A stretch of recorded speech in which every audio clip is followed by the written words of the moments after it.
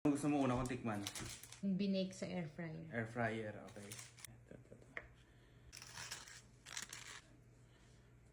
Oh! Yan.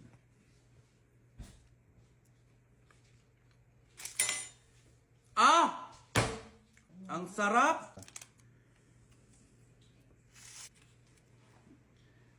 Kita mo yan. Hindi, joke lang. Sira ulo ka. Ayan.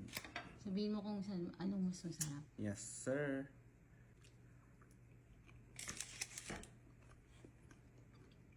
Ang tindi.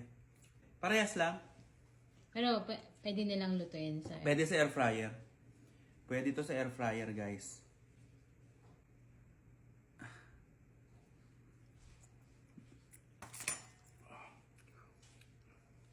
The best. 4 na ingredients lang ang kailangan nyo dito, ha. Walang kahirap-hirap. Kung wala kayong oven, yariin nyo sa air fryer. Kung wala kayong air fryer, bumili na lang kayo. That's it.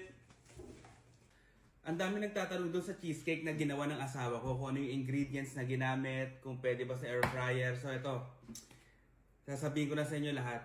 1 cup ng all-purpose, nahirapan ako sabihin yun, all-purpose creamer, 675 grams ng cream cheese, 1 cup ng sugar, at 5 itlog. 5 itlog to, nasira mo yung isa, no? Ito yung ilalagay ko sa air fryer. 6 inches to, ha? Yung diameter sa loob, 6 inches. Tapos yung isa naman, ito is 9 inches. Let's go!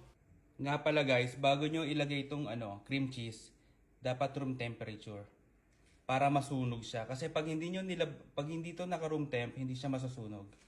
Okay? So ilabas nyo mga 1 hour bago kayo mag-bake. mahirap siya i-whip.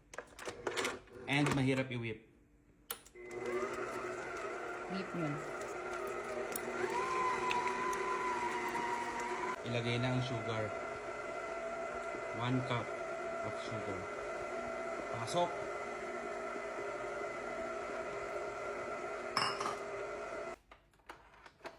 Hahalo-haluin nyo lang daw in between para doon sa mga nakadikit sa gilid. Tsaka yung mga namumuo. Yan. Etong oven, ready na to. Naka-preheat na. 450 degrees Fahrenheit.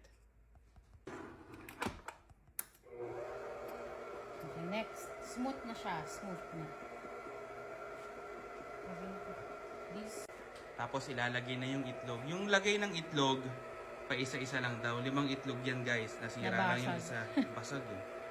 Pa isa-isa lang para hindi mabigla yung Para hindi magbulat yun. O, kapag durog na, ilagay na ulit yung isa. Yan.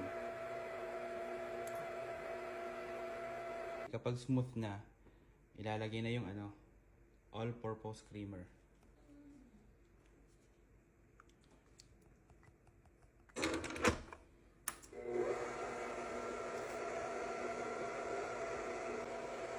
Habang minimix yan, i-preheat ko na tong air fryer.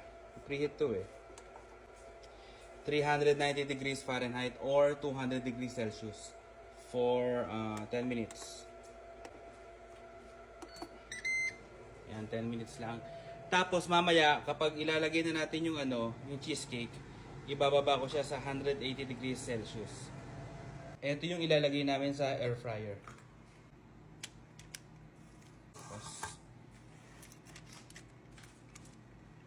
Kung may nakita kayong buo-buo, okay lang yan guys. Ito ilalagay namin sa oven for 40 minutes.